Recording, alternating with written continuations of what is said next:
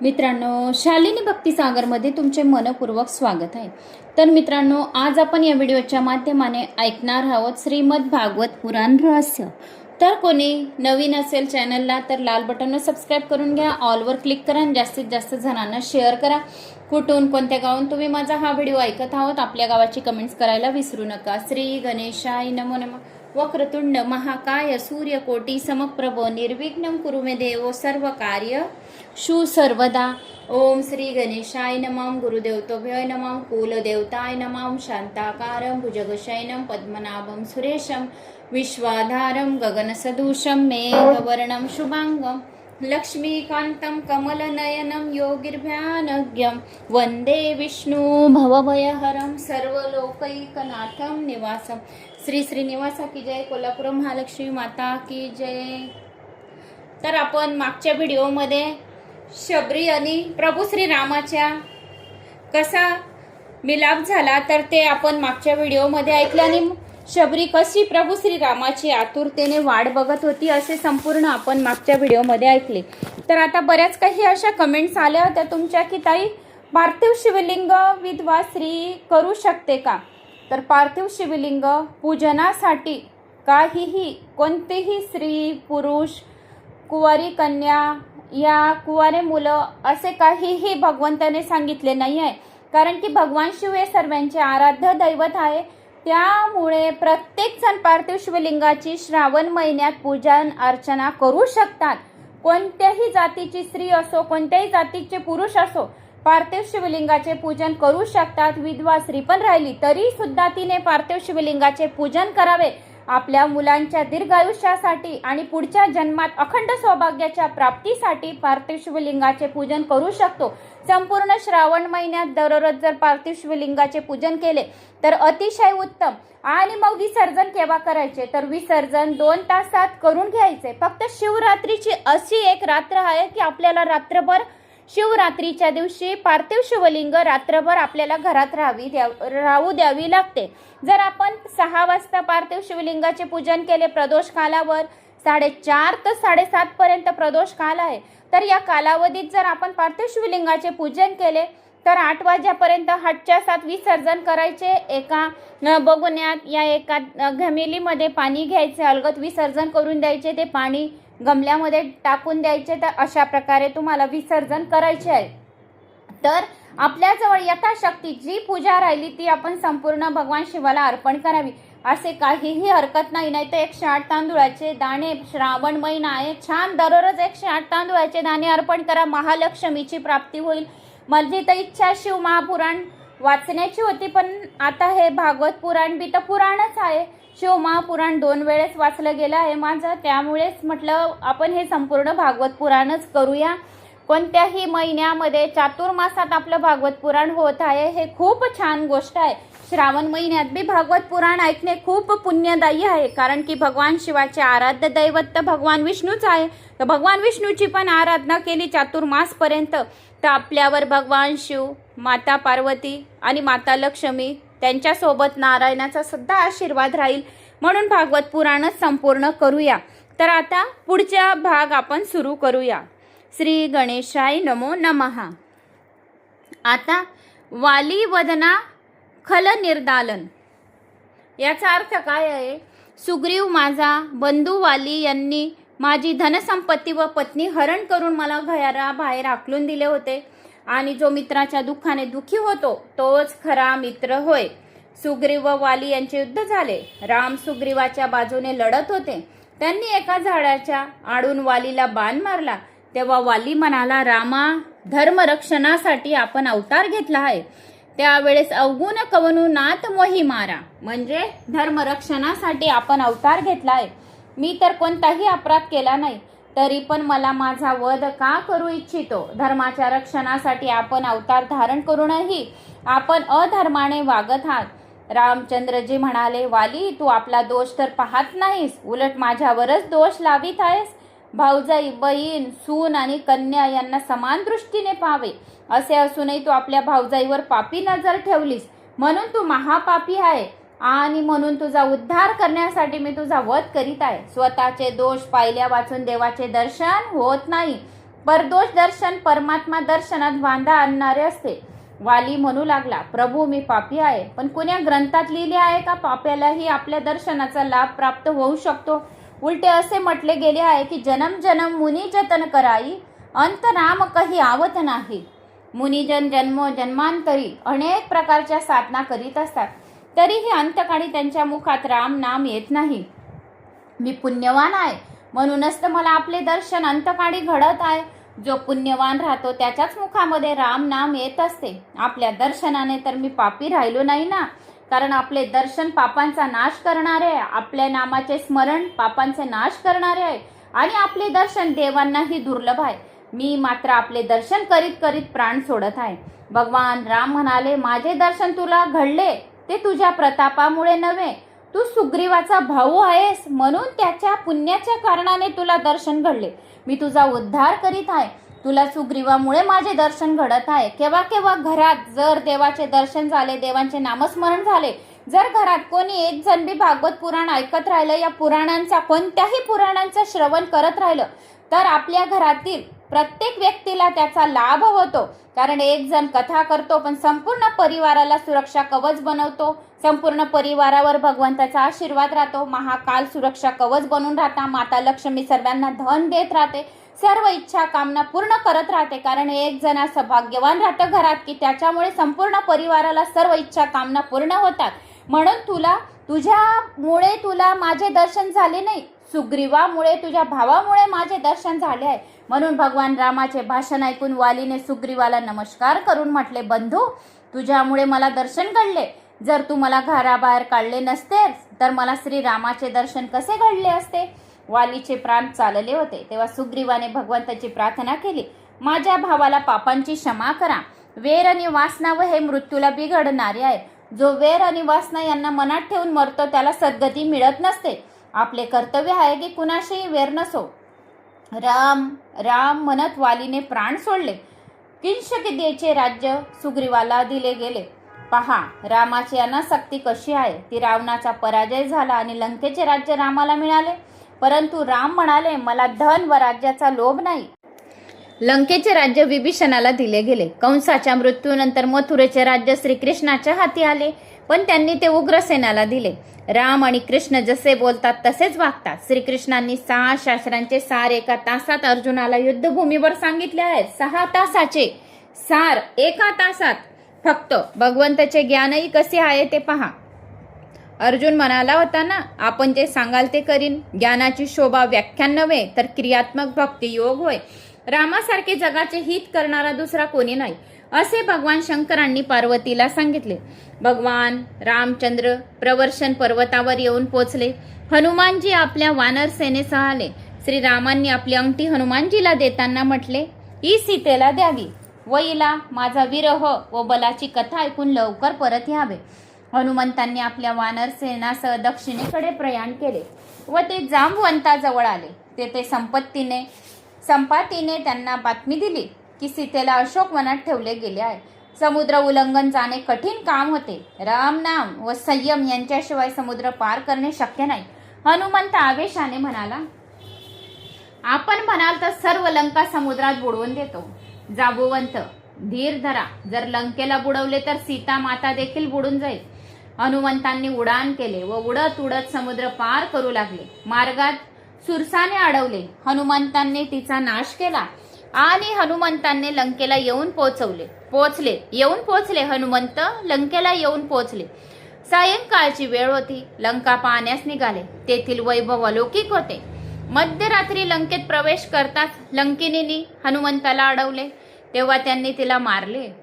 मरताना लंकिनी म्हणाली, मला ज्योतिषाने सांगितले, तुला जर कोणी मारले तर समजून जा की रावणाचाही मृत्यू जवळ आला आहे. लंकिनीने हनुमंताला असेही बजावले की लंकेत फिरत असताना नेहमी प्रभू रामाला आपल्या हृदयात ठेवावे. कदाचित राक्षसिनीची क्रीडा पाहून व मन विचलित होण्याचा संभव आहे. हृदय राखी कौशल पूर राजा. मानव समाजात राहून माणूस बनणे सोपे नाही. एकांतात बसून ब्रह्मचिंतन करणे अतिशय सोपे. जनसमुदायात विलासी लोकांबरोबर राहून निर्विकार राहणे मोठे कठीण आहे. कदाचित शरीराने पाप घडणार नाही, पण मनाने तर होऊ शकते ना पाप. हनुमंतांना कोण उपदेश करू शकतो? ते तर सर्व विद्याचे आचार्य आहे, पण लंकिनीचे वचन उपशनीय नाही. हनुमानजीला वाटले, डोळ्यांनी मी हे दृश्य पाहिले नाही. डोळ्यांनी जरी पाहिले, जरी मनाने चिंतन केलेच नाही. हनुमंत तर बालब्रह्मचारी आहे. तेथून ते इंद्रजिताच्या महलात गेले. तेथे सुलोचनाला पाहून त्याला वाटले की ही सीता आहे. सीता नाही, ही सीता नव्हे. एकनाथ महाराजांनी सुंदर कांडामध्ये मोठे बहारीचे वर्णन केले आहे. हनुमानजींनी साक्षात शंकराचे अवतार होते. पार्वती माता ही अवतार घेऊ इच्छित होती, पण शंकर म्हणाले, मला ब्रह्मचारीच राहायचे आहे, मी आपल्याशिवाय जगू शकणार नाही. म्हणून भगवान शंकरांनी हनुमंताचे रूप घेतले व पार्वती माता झाली त्यांची शेपटी. पार्वती माता काय झाली? शेपटी. हनुमंतांनी रात्रभर बारीक रीतीने सर्व शोध घेतला लंकेचा, परंतु सीता माता कुठेच दिसली नाही. सकाळी ते विभीषणाच्या महलात गेले. तेथे त्यांना दिसले की विभीषणाने झोपेतून उठल्याबरोबर राम नामाचा उच्चार व स्मरण केले. हनुमंत विचारात पडले, या राक्षसाच्या वस्तीत हा वैष्णव कोण आहे? हा विष्णू भक्त कोण आहे की प्रभू श्रीरामाचा उच्चार करत आहे सकाळी सकाळी? हनुमंताने ब्राह्मणाचे रूप घेतले, कारण इच्छाधारी होते हनुमानजी. जे रूप त्यांना करायचे आहे ते बदलू शकत होते. आता हनुमंतांनी ब्राह्मणाचे रूप धारण करून घेतले व विभीषणाकडे गेले. विभीषणाला विचारले, आपण कोण? राम तर नाही ना? सकाळीच तुमचे दर्शन झाल्यामुळे माझा सारा दिवस चांगला जाईल व माझे कल्याण होईल. हनुमंतांनी सर्व वृत्त त्याला सांगून सीतेचा पत्ता विचारला. विभीषण म्हणाला, आपल्या दर्शनाने मला विश्वास आला, केव्हा तरी मला आता रामाचे दर्शन होईल. मी तर अधम आहे, पण तुमच्यामुळे मला राम अवश्य आपला मानतील. हनुमंत अशोकवनात आले. तेथे सीता समाधी अवस्थेत बसून राम नामाचा जप करीत होती. ती रोड झाली होती. हनुमंतांनी मनातल्या मनात तिला प्रणाम केला आणि वृक्षाच्या डहाळीवर बसून रामकथा ऐकण्यास प्रारंभ केला. माते, आपला शोध करण्यास अनेक वानर पाठवले गेले आहेत, त्यापैकीच मी एक आहे. मी रामाचा दूत आहे. आज माझे जीवन सफल झाले. साक्षात आदिशक्ती सीता देवीला मी प्रणाम करीत आहे. सीता माता म्हणाली, अरे बाबा, तू आहेस तरी कोण? समोर का येत नाहीस? माझ्या समोर ये. हनुमंतांनी समोर येऊन सीता मातेला आता प्रणाम केला. माते, मी रामाचा दूत आहे. तू माझी आई आहेस. मला आज फार आनंद होत आहे. असे म्हणून त्यांनी प्रभू श्रीरामाचा निरोप माता सीताला सांगितला. ते आपली उपेक्षा करीत नाही, ते लवकरच येथे येतील. माते, मला भूक लागली आहे. येथे फळे तर खूपच आहेत, पण राक्षस राखण करीत आहे. सीता माता म्हणाली, खाली पडलेली फळे खा, तोडून खाऊ नकोस. हनुमंतांनी विचार केला, मातेने फळे तोडण्यास मनाई केली आहे, झाडे हलवण्यास थोडीच मनाई केली आहे. म्हणून त्यांनी झाडे हलवून फळे पाडली, यथेच्छ खाल्ली. संत तर भोजन करताना सुद्धा भजन करीत असतात. अन्नाची निंदा तर पाप आहे. अन्नाची जो निंदा करतो तो खूप पापाच्या भागीदारी बनत राहतो. म्हणून हनुमंतांनी दिव्य वानराचे रूप घेतले आणि शेपटीला तिचे काम करण्याची आज्ञा दिली. शेपटीने अनेकांना मारले, कित्येक राक्षसींचा संहार केला. इतक्यात इंद्रजिताने तेथे येऊन ब्रह्मशस्त्र सोडले. हनुमंतांनी ब्रह्मशस्त्राचा आदर केला. इंद्रजिताने हनुमंतांना बांधून राज्यसभेत नेले. रावणाने हनुमंताला विचारले, अरे बाणरा, तू कुठून आलास? कशासाठी आलास? हनुमंत म्हणाला, हे दशानन, मी तुला उपदेश करण्यास आलो आहे. भगवान शंकराला प्रसन्न करण्यास तू तपस्वी झाला होतास, तरी तू परस्त्री सीतेला बंदी बनवलेस. तू रामाला शरण जा, ते तुला क्षमा करतील. पण रावण काय ऐकणार होता? तो अहंकारी. कोणता शब्द बोलत होता रावण? हम म्हणजे मीपणा. रावण मी प्रत्येक गोष्टीत गर्व होता रावणाचा. त्याने आपल्या सेवकांना सांगितले, या वानराच्या शेपटीतच सर्व शक्ती आहे, म्हणून ही शेपटी जाळून टाका. सेवक हनुमंताच्या शेपटीला कपडे गुंडाळू लागले. हनुमंत आपली शेपटी वाढवू लागला. लंकेच्या सर्व बाजारातील कापड संपून गेला. कपडे तेल तुपांनी भिजवून दिले, ते पेटवून दिले. हनुमंत म्हणाले, रावणा, हा तर शेपटी यज्ञ होत आहे, आता तर तोंडाने फुंक तर मार. रावण फुंक मारण्यास गेला आणि त्याची दाढी जळून गेली रावणाची. हनुमंतांनी अनेक घरांवर उड्या मारून मारून सर्व लंकेला आग लावून दिली. राक्षसींनी धावत सीतेजवळ आल्या व म्हणाल्या, आपल्याकडे जो राक्षस आला होता त्याची शेपटी सर्व लंका जाळीत आहे. सीता माता प्रार्थना करू लागली, हे अग्निदेवा, जर मी माझ्या पतीशिवाय अन्य कुणा पुरुषाचे चिंतन केले नसेल, आणि जर मी पतिव्रतेचे पूर्ण पालन केले असेल तर तू शांत हो. अग्निदेव चंदनासारखे शीतल झाले. लंका जळत होती. हनुमंतांनी समुद्र किनाऱ्यावर येऊन पाहिले तर चांगले झाले नाही असे त्यांना वाटले. अशोक वनही जर जळाले तर समुद्रात स्नान करून ते अशोक वनात आले. तेथे त्यांना दिसले की एकही वृक्ष जळाला नाही. सीतेला भेटले. सीतेने आशीर्वाद दिला. माता सीताने आशीर्वाद दिला. अष्टमहासिद्धी तुझी सेवा नेहमी करतील असा आशीर्वाद हनुमंताला माता सीताने दिला की अष्टमहासिद्धी राहील तुझ्याजवळ. जगात सर्वजण तुझ्या जगामध्ये जय जयकार करतील आणि जय जयकार होईल. पण या आशीर्वादाने हनुमंतांना समाधान झाले नाही. त्यांनी राम सेवेचा आता आशीर्वाद मागितला माता सीताकडून. हनुमंत आता तेथून जाऊ लागले. तेव्हा त्यांनी ब्रह्मदेवाला त्यांच्या पराक्रमाची सर्व कृत्ये पत्रात लिहून ठेवली. हनुमंत इतके नम्र आहेत की ते आपल्या पराक्रमाचे वर्णन आपल्या तोंडाने कधी करणार नाही म्हणून पत्र लिहून दिले. हनुमंत रामाकडे आले. लक्ष्मणाने प्रभू श्रीरामाला पत्र वाचून दाखवले. हनुमंत म्हणाले, प्रभू हा तर सर्व आपलाच प्रताप आहे. मला अभिमान वाटू न देण्याची कृपा करा. प्रभू श्रीरामाने विचार केला की हनुमंताला देऊ तर काय देऊ. प्रभू श्रीरामाने त्याला कवटाळून आता आलिंगन दिले. प्रभू श्रीरामचंद्रजींनी विजयादशमीला तेथून प्रयाण केले आणि ते समुद्र किनाऱ्यावर आले. त्यांचा शंकराची पूजा करण्याचा नित्य नियम होता. तेथे शिवलिंग सापडले नाही म्हणून हनुमंतांना प्रभू श्रीरामांनी काशीला पाठवले.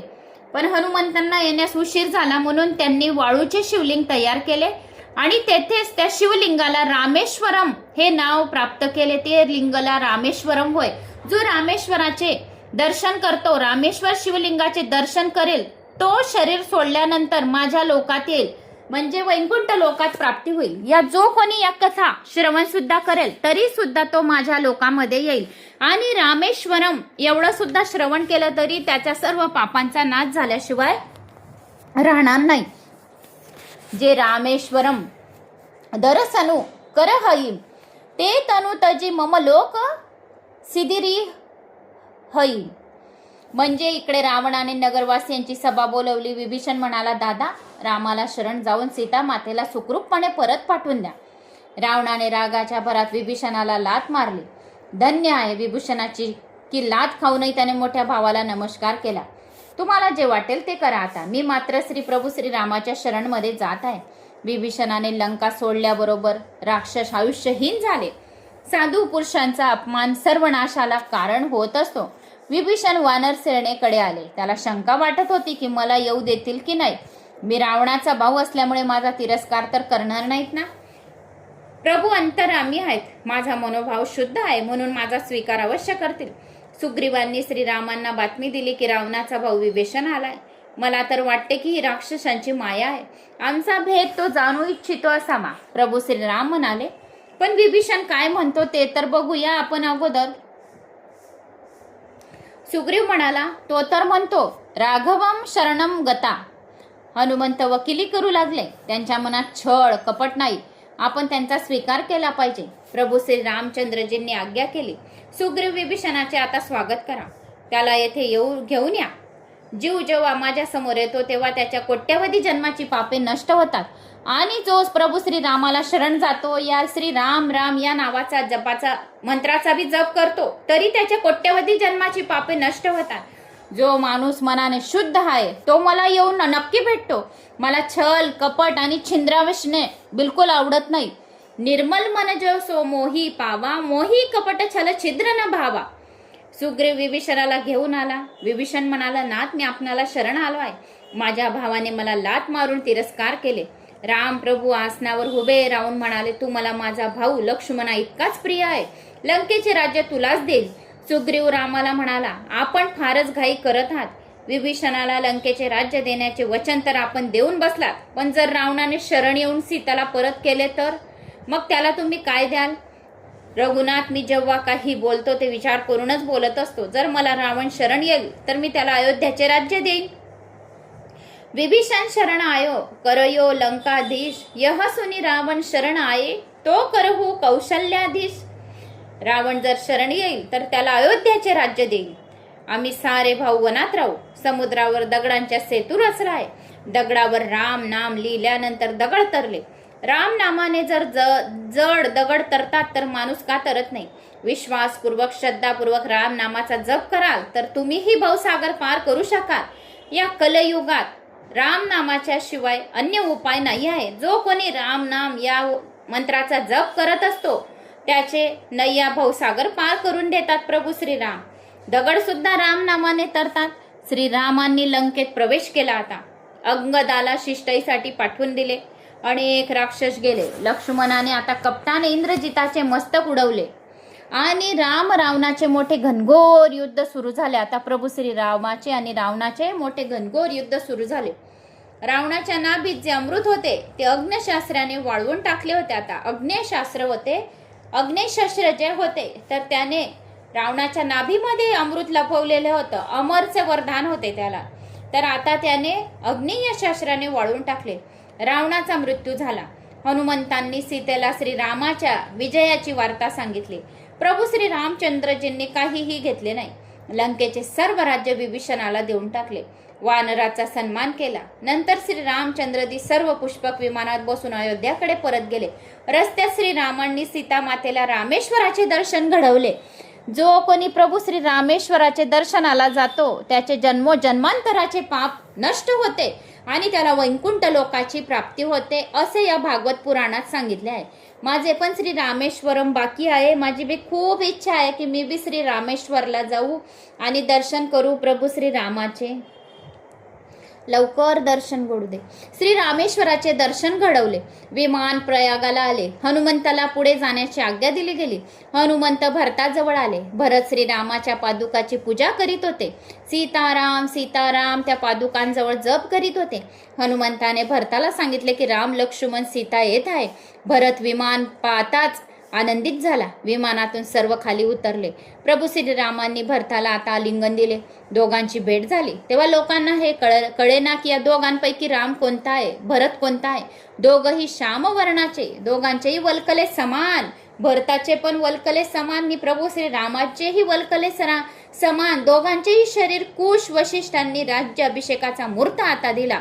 वैशाख शुद्ध सप्तमी, वैशाख महिन्याची शुद्ध सप्तमी राज्य अभिषेक शास्त्रोक्त विधीने पार पडलेला आहे वैशाखची।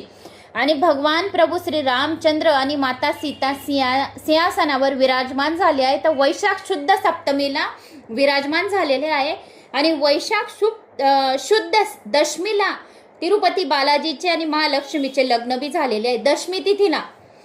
आणि वैशाख शुद्ध दशमीला माझ्या वडिलांचा मृत्यूचा दिवस सुद्धा आहे त्याच दिवशी, कारण ते बालाजीचे खूप भक्त होते। तर 10 वर्ष झाले त्यांना, तर ते बालाजीच्या धामालाच गेले असतील मला असं वाटतं। तर वैशाख शुद्ध दशमीला त्यांचा मृत्यू झालेला आहे दुपारी 12 वाजता। आणि वैशाख शुद्ध दशमीला बालाजी महाराजचे आणि माता लक्ष्मीचे लग्न सुद्धा त्याच दिवशी एकच तिथीला आहे। तर ज्या वेळेस मला माहिती नाही की माझ्या वडिलांचा आजचा दिवस मृत्यूचा आहे असं कोणाला आपल्या मुलींना माहिती नाही राहत, पण मला हा हर्ष होता कारण की मी पुराणांमध्ये वाचले होते। बालाजी महाराजचे माझ्याजवळ पुस्तक आहे, तर मी त्याच्यात वाचले होते की वैशाख शुक्ल दशमीला बालाजी महाराजच्या लग्नाची दिवस आहे। तर मला खूप आनंद होत होता। तर 2016ची गोष्ट आहे। तर मला खूप आनंद होत होता की आज बालाजी महाराजचा लग्नाचा दिवस आहे, माता लक्ष्मीचा लग्नाचा दिवस आहे। तर शहापूर गावात खूप दूर आमच्या नदीकडे एक बेलाचं झाड आहे। तेव्हा काय मी बेलाचं झाड लावलं नव्हतं, आता तर मी घरीच लावले आणि 100-150 झाडं वाटली मी एवढ्या 3 वर्षात। तर आता माझ्या डोक्याहून पण खूप मोठे बेलाचे झाड घरीच आहे। तर मग मी तिथेच शिवलिंगाची आता दररोज पूजा करते। पार्थिव शिवलिंग घरीच बनवून घेते, विसर्जन वगैरे बेलाच्या झाडातच करून घेते सर्व काही। पण त्यावेळेस 10 वर्ष अगोदर मी तिकडे जात होती, बेलाचं झाड तिकडे आहे तर। आणि खूप वर्ष 15-20 वर्षापर्यंत म्हणजे मी महालक्ष्मी मातेच्या दर्शनाला गावाबाहेर आहे मंदिर, तर तिथं रोज जात होती। वैशाख शुक्ल दशमी त्या दिवशी मी मस्त पुरणपोळीचं जेवण बनवलं, आंब्याचा रस बनवला। उन्हाळ्याचे दिवस, थंडगार पाणी घेतले। दुपारी 11:45ला मंदिरात गेली, महालक्ष्मीच्या मंदिरात, आणि तेथेच बेलाचे झाड खूप मोठे आहे। तर बेलाच्या झाडाखाली संपूर्ण केळीच्या पानावर, तर वैशाख शुक्ल दशमीलाच त्याच दिवशी बेलाच्या झाडाखाली मी केळीच्या पानावर आंब्याचा रस, पुरणपोळी, वरण, भात, भजे, पापड वगैरे संपूर्ण नैवेद्य दिले. पाणी ओवाळून आली, दिवा बनवला, दिवा लावला, पार्थिव शिवलिंगाची पूजा केली आणि छान पूजा आराधना करून घरी आली. आणि मग मला सांगितलं गेलं की तुझ्या वडिलांची तब्येत थोडी खराब आहे, सिरियस आहे, या प्रकारे सांगितलं गेलं. तर त्या दिवशी वैशाख शुक्ल दशमी होती, म्हणजे माझी संपूर्ण पूजा पाठ संपूर्ण विष्णू भगवानला अर्पण झाली होती. सर्वजण म्हणायचे की तू इकडे पूजा वगैरे संपूर्ण केली आणि तुझ्या वडिलांना मोक्ष भेटला. जर मुलीने सुद्धा आपल्या वडिलांसाठी अशी काही पूजा करत राहिली आणि नंतर काही असं घडलं तर त्यांना डायरेक्ट वैकुंठ लोकची प्राप्ती भेटते. आणि घरीच सुखरूप म्हणजे इतक्या आरामाने गेले की असं माहिती बी नव्हतं की बुवा हार्ट अटॅक येणार आहे, की असे काही घटना होईल, की याच दिवशी ही तिथीलाच होईल. ती तिथी एवढी शुभ मानली जाते की देव देवता सर्व काही या तिथीला म्हणजे सर्वजण उत्साह साजरा करतात. बालाजी महाराजची तिथी, लग्नाची तिथी, याचं नुसतं स्मरण सुद्धा केलं वैशाख शुक्ल दशमी तरी सुद्धा कोट्यावधी पापांचा नाश होतो. ब्रह्महत्येसारखे मोठी मोठी पापांचा नाश होतो आणि वैकुंठ लोकची प्राप्ती होते आणि अश्वमेध यज्ञ केल्याच्या आपल्याला पुण्यफळाची प्राप्ती होते.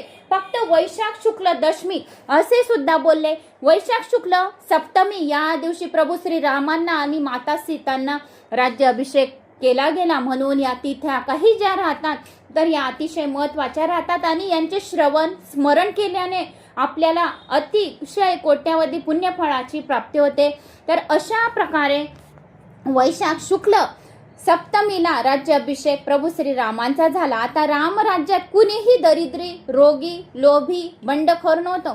प्रजा सर्व प्रकारे आता सुखी होती, कारण राम राज्यामध्ये सर्वजण सुखी आहे. म्हणजे अतिशय उत्साहाची गोष्ट होती की प्रभू श्री राम 14 वर्षानंतर वनवासात नंतर घरी आलेले होते अयोध्यात. त्यामुळे सर्वजण अतिशय सुखी होते आणि आनंदित होते.